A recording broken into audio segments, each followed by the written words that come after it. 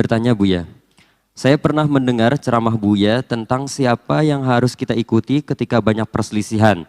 Yang harus kita ikuti ketika banyak perselisihan yaitu yang paling banyak diikuti. Akan tetapi ada orang yang bisa dikatakan berbeda akidah dengan saya.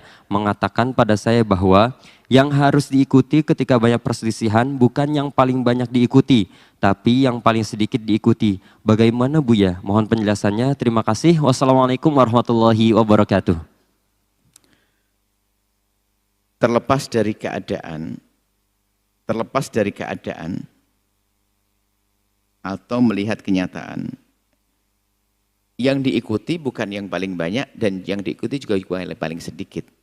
Terlepas misalnya kita tidak ngomong di negeri manapun, dalam satu pembahasan maka diikuti adalah yang paling benar, bukan yang paling banyak, bukan yang paling sedikit.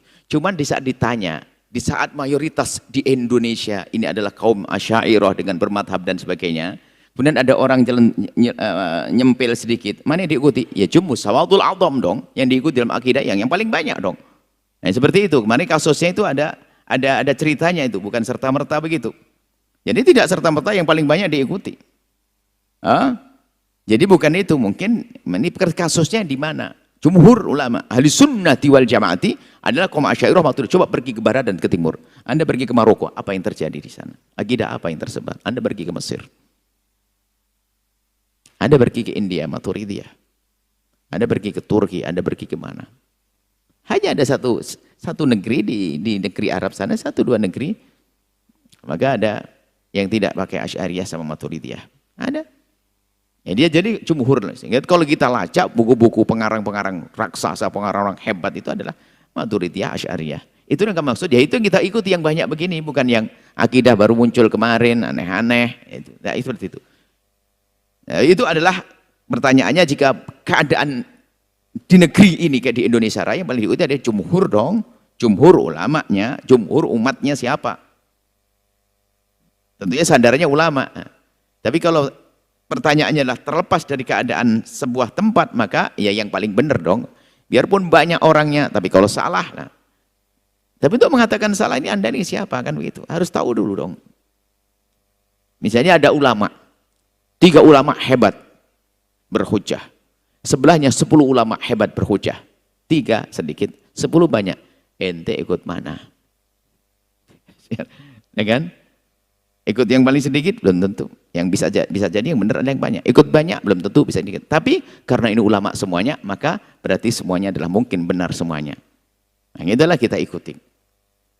Bisa jadi yang mengikuti adalah yang benar dong, kan begitu.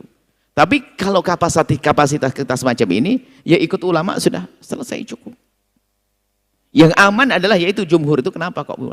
Seperti di Indonesia, madhab apa yang paling tepat untuk kita ikuti? Maliki madhab benar. Hambali madhab benar. Hanafi madhab benar. Cuman kalau di Indonesia apa yang kita ajarkan? Ya yang paling banyak di sini dong, Syafi'i. Bukan berarti ini merendahkan yang lain. Kenapa? Kalau kita ngajarkan madhab Syafi'i gampang paham orang. Kenapa? Saya ngajar di masjid ini madhab Syafi'i. Anak ini jamaah di masjid ini pergi ke Bandung ketemu lagi madhab Syafi'i. Coba kalau saya ngajar di sini Syafi'i, Hanafi, madhab Hanafi, cara membatalkan wudhu Hanafi, cara wudhu Hanafi, dia keluar masjid sudah beda. Lu kok beda ya dengan masjid saya? Kasihan orang awam. Ya, seperti itu ini pemahaman. Jadi konteksnya dilihat sesuai dengan kenyataannya. Pertanyaan itu kapan dikeluarkan, di mana tempatnya, tentang siapa, maka akan berbeda jawabannya. Seperti itu. Wallahu a'lam bishawab. Setelah Anda menyaksikan video ini, jangan lupa berselawat kepada baginda Nabi Muhammad sallallahu alaihi wa alihi wa sahbihi wasallam.